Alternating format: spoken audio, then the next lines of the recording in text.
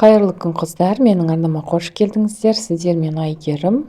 Бүгін сіздерге қарапайым рецептпен жасалатын және өте жұмсақ болып шығатын пиццаның рецептімен бөлісетін боламын. Қамырына қажетті құрамының бәрін осы видеоның описаниясына жазып қоямын, сол жерден көрсеңіздер болады. Жылы су, сүт және қант, тұз, ашытқыға қажет болады және сұйық май. Осылардың барлығын жақсылап араластырып аламыз. Қанты, тұзы ерігенше ұнды міндетті түрде ситадан өткіземіз. Сонда қамырымыз жұмсақ, әдемі болып шығады. Қамырды жақсылап жұмсақ қылып илеп алған соң жарты сағатқа жылы жерге орап қоямыз. Мен бұл жерде 3 пиццаның рецептісін жасадым.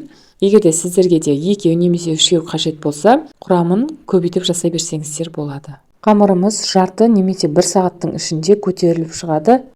Дайын болған қамырымызды 3 бөлікке бөліп шығамыз. Маған 3 пицца қажет болғандықтан 3 бөлікке бөліп шықтым. Әр бөлігін 280-300 граммнан бөліп жасасаңыздар болады. Қамырды дәл видеодағыдай жұқа қылып жайып аламыз.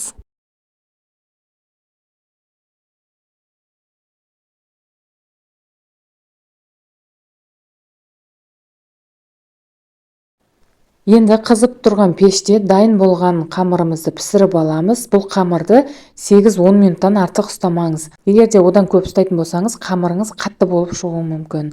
Шетін осылай орап шықсаңыз да болады, болмаса осылай жасай берсеңіз де болады. Бетіне кетчуп қолдандым. Жақсылап барлық жеріне жағып аламыз. Өздеріңіздің қалауларыңыз бойынша бетіне колбаса болмаса фаршты қолдансаңыздар да болады. Кез келген көкөністен жасасаңыз болады, өзіңізге ұнайтын. Және сырдан пиццаға арналған моцарелла сырын қолдандым. Осы сырды қолдансаңыздар, пиццаңыз әдемі шығады. Егер де дәл осы рецепт бойынша пицца жасап көрсеңіз, осы видеоның комментариясына міндетті түрде бөлісуді ұмытпаңыз.